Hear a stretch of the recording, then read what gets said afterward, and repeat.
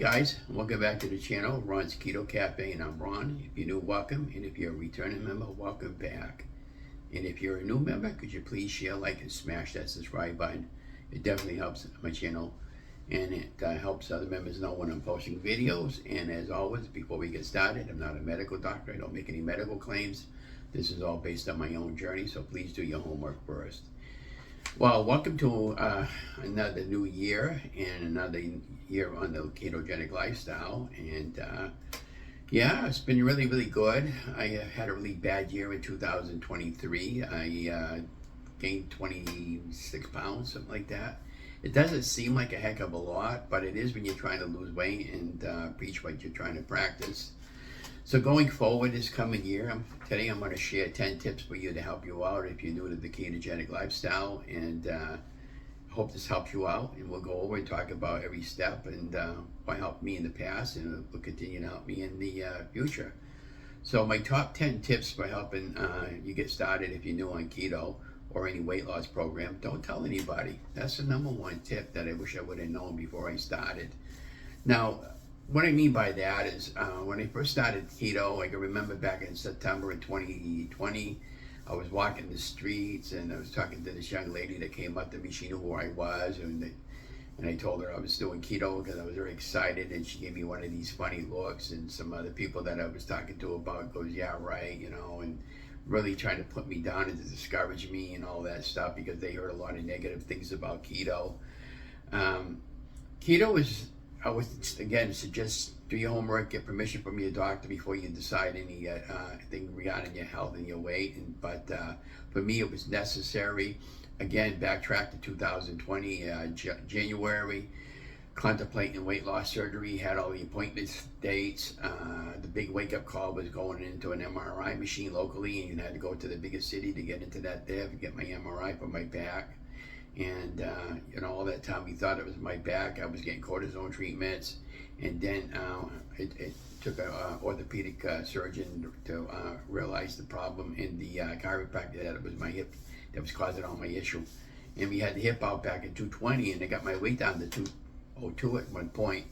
And right now my weight is 260 pounds, you know, and you know, I'm sorry about that, but you know, we had a tough year in 2023. You know, we lost a lot of our personal belongings with the flood. Donna was in the hospital for 4 days during the stretch. I lost my vehicle. You know, we didn't lose our life, and nobody did in our city, but one thing led to the next. And of course, 2023, I thought maybe I could just maintain my weight by just not doing keto or following a regular maintenance plan. But you know, it made me realize that I have to be on weight loss protocol all my life in order to keep my weight off, so we don't get diabetes or any of that, you know, related issues to being obese and a heavy person. So I would suggest don't tell anybody, and that leads me to the next step. Take a photo of your full frame photo, and you'll be glad you did, even if you don't want to share it out with anybody. Once you do reach your target goal, and then you can check out your progress from before and after photographs like I have, and I'll have some before and after ones up in the timeline so you can see what I look like before and afterwards. The biggest I ever weighed was 467 pounds. 467 pounds. I was quite heavy. I was almost 500 pounds at one point. But you know, over the years, I was off and on diets, yo-yo dieting. We've all been there. Yeah, I was quite big. In 2019, I was 400 pounds when I did the band concerts over there at Carter Park. In my Charlie Brown shirt that the director used to always reference me as when I had that on. You could clearly see my pear-shaped belly that I had. And my back wasn't in a very good place. And of course, in the 2020 time frame, I made it most important decision of my life, which was to get out there and get my weight under control. And you know, it's been a really great experience helping you guys, and have you guys help holding me accountable. In a lot of my older videos, I was talking about my turkey gob. It's gotten to come back a little bit, but it'll go back away.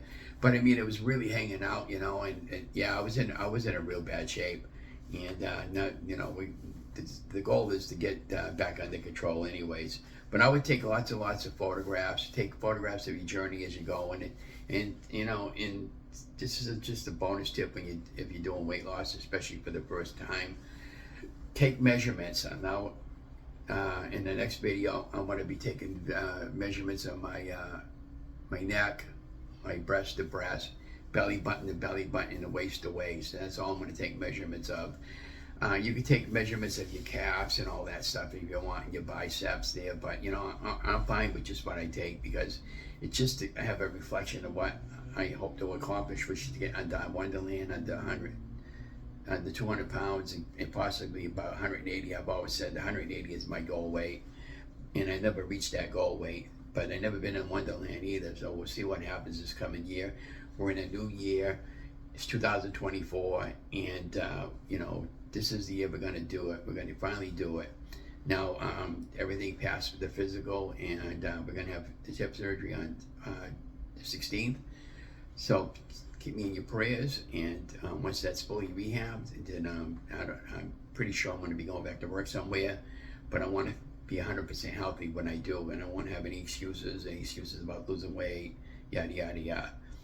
On my channel, I don't quote anything. I tell everything straight up the way it is and what you can expect. So, yeah. So, then my number 3rd tip is prepare yourself for a wardrobe change. Oh boy, I can't tell you on this one. I don't know how many times I went from a 5X shirt down to a medium at one point. Now I'm back up to an extra large from a medium. So I want to get back into a medium and feel good about myself. I went from a size 60 pants down to a size 32, and now I'm up to a size 36 pants. So for every 10 pounds you gain, that's 1 inch on your body waist. At least that's the way I've been able to figure it out. And again, do your research, but you don't want to get into that situation. Now, getting back to your clothes, if you're a female, and even guys, you can always go to some thrift shops. You can go to in those places and get clothes some of them are real decent. And Walmart's is a good place to buy clothes too. Amazon, and that's what I would do. And also, bonus tip on that: save your biggest shirt that you ever wore, and try to hold out your stomach like this with a shirt, and have somebody take a nice photograph of you. That way, you have it for a rep and see, well, wow, look how big I was. And you could even do the same thing with your pants. Now, I had all that saved, my older shirt and my older pants, but that got destroyed in the flood, and I had to throw that out. But, I'm thinking about maybe going out and buying the largest shirt I can find, like a 6X, because that's what I was in, just for demonstration purposes. And then you can also buy a couple of smaller size shirts. Like if you're in, like with me, for instance, I'm in a size extra large. Maybe I might go out and buy 1 or 2 mediums, and to show you this is a medium. It doesn't fit me today, but this is such date that I want to get into this, instead of projecting date, but don't set yourself up for disappointment. That would be my advice to you with the clothes. And number 4th tip, cookbooks. Oh boy, did I ever waste my money on cookbooks. I got about 10 cookbooks, and somebody gave me a bunch of cookbooks, and I don't even use them, I learned everything old school, hands-on, and I never went to culinary school. I have a lot of videos on my channel, and when I first started, and over the course, and I continue putting up videos and live cooking shows now, and I don't follow cookbooks because, I think they're personally a waste of money. But, if you want different recipes, you just go on YouTube and just type in anything. Go on Pinecrest. I'm not sure if that's how you pronounce it. Instagram. There's a lot of people that do low-carb weight loss, and you can just type in any recipe. If you get involved with a weight loss program like Carb Manager, like I am, and I pay a yearly fee, not a monthly fee, and they have a free version as well. There's thousands and thousands of keto recipes for that if you're doing keto or Weight Watcher recipes, and they're really great to have that. So I would say don't, at least not for the start, don't waste your money on books. And the next tip would be clean out your pantry and refrigerator. Identify what's causing all your trigger foods, and start fresh. And now it's kind of tough when you're the only one doing keto or weight loss and everybody else in your house is doing regular foods. But you just have to learn to discipline yourself. My wife doesn't do keto, but she'll eat certain keto foods of mine. She does like some of that stuff, but not always. So I'm doing it for myself, and I keep it simple. So I would suggest that. And oh yeah, and you could probably give it to a food pantry if the stuff is not open or something like that. They'll take it, And the next step is keep it simple. Keep it simple. I can't stress that enough. Don't make it any more complicated than it already is, and it's not really complicated at all. I've been doing this for 3 years and now going on my 4th year, and a lot of these steps I wish I would have known before I started. And so just keep it simple and something that you can understand. And the next step, the next tip is side effects. Be ready for side effects, because once you do get going and you get your body in ketosis, you're going to have what's called the keto flu. You might even have some runs, where you go to the bathroom a lot, to put it politely, I guess, and that sort of thing. So in order to combat the keto flu, make sure you drink plenty of water with electrolytes in them, like the power stuff, like the Gatorades, that sort of thing. And you can get through Keto Chow and some other websites. You can get stuff that has electrolytes in it. And I buy water called Propel that already has the electrolytes in it, and it's clean water. That I'm happy with it. And make sure you drink plenty of water throughout the course of your day, and that'll eliminate some of the flu and some of the headaches that you'll be getting. And you'll probably be experiencing some bad breath like I have before in the past when I get my body into ketosis. Now, ketosis basically means, from what I figured out, was just your body is in a fat burning mode where it's burning fat for fuel. And in order to achieve that, most people try to eat 20 net carbs or less a day to get that into that state of ketosis.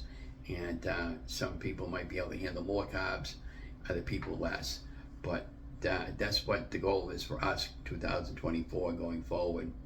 And let's see, 1, 2, 3, 4, 5, 6, 7, 8. Number 9 tip, which is really related to number 2, scale photographs by the week and weigh in daily. That's typically what I do. I'll weigh in I'll take a photograph of the scale before, and then with the measurements, and then every 6 months or so, every 3 months, I'll take a new set of measurements. But I would definitely weigh yourself in every day if you feel comfortable with that. And if you don't have a scale, you can always tell by the way your clothes fit. But it's important to get a scale number. Now, this morning I weighed in at 259 again, and the goal is to get the weight under control, to get down to the Wonderland and below. But it just takes time, it takes patience. And when I went into ketosis, with the beginning stages of my first year in keto, I was losing about 1.5 pounds a week, and that's a good ratio number to focus in on. And then you have a better chance of keeping it off, as long as you're honest with yourself, okay? And take a photograph, you put it into a portable hard drive. You can pick them up, pennies on a dollar, or a thumbnail, and create a little folder and mark one that says weekly scale. And then I always write everything down on a piece of paper like that, on a Word doc. And then my history about my weight loss when he started, good weeks, bad weeks, and I'll have it in case I ever want to write a book, or somebody wants to write a book on. I have everything on the Word doc. And the next tip is be aware of negative people. I can't stress that enough. And then that girl I was referencing to about keto, and then I can remember one time I was telling people that I'm losing weight, and I said, "Yeah, I said, how you doing today on your weight loss, Ron?" And I said, "I'm down 15 pounds for the month, And said, "What are you going to do? Go and celebrate and have a pizza or something?" And I know you. I said, "No, you don't know me. I'm going to celebrate by going out and doing some walking, And that a lot of that used to really piss me off. These people, some people can be so negative at times because they don't understand what you're going through. And it's another thing. Don't ever criticize somebody, if they're big or something like that, because you don't know what got them into that situation. It could have been a combination of a lot of things, and it could have been heredity. And it could have ran in the family, and as kids growing up, we ate what mom put on the table, and a lot of it was high carby foods because she had a budget, and she had 4 kids to bring up, and she only had 1 income. My dad only gave her $75 a week for food, and that with for 4 kids. And, you know, but you're talking back in the 60s and 70s. But even so, that wasn't a lot of money. My mom was working almost 3 jobs, and she was working like 70 hours a week just to pay, you know, the rent and mortgage at the time. And you know, we struggled big time. You know, we lived off of spaghetti and all that, you know, bread and pasta, all that stuff. That, you know, a lot of that was got processed sugar in it and all that stuff there. Now, I'll just tell you a hint there about sugar. I'm going to do a video on it, you know, coming up in you know, one of my next series of videos, sugar and ketchup.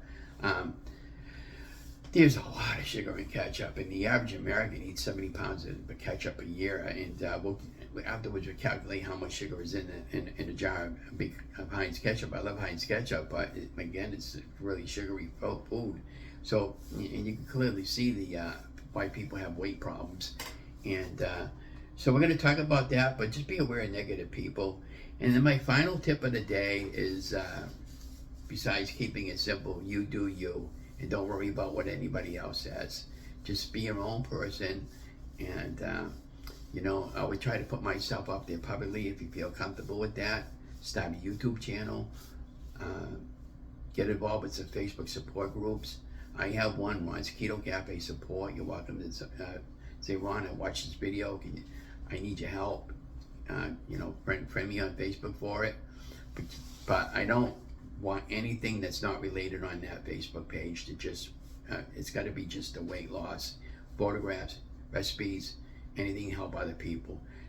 I've had incidents where I've had to take stuff off, and I piss a lot of people off, and I don't want to do that. So just, if you just follow the basic rule, we'll be fine. And my friend Stephy from the Incredible Shrinking Stephy, all that stuff is in the show more. She has a great YouTube channel and a great support group too, the Shrinkables. And Jess from Keto Rewind, Keto Rewind support. All of they don't want any links on their channel on their Facebook page, so because they work so hard to build up their community support. So just be aware of that too. On my YouTube channel or my Facebook page, you can put links on there, but just as long as it has to do with weight loss or recipes, I'm okay with that. And you know, and in my show more, I have a lot of YouTubers that I follow in the past that's helped me, like Keto Focus, All I Dream About Is Food, the Keto Twins. I could go on and on and on. Steve from Series Keto. We're all here to help one another, and my goal is to help you lose weight and to continue with your journey, and you guys continue to help me with my weight loss journey, because I'm in it to win it. I'm not here to criticize. And yeah, that's my central heating because it is cold today. But anyways, enough said about that. I hope these tips really help you. And again, I have some before and after photographs along the way. Don't forget to like, share, and subscribe to my channel. Love you guys. Be watching for our next video. Talk to you later. Thanks for watching.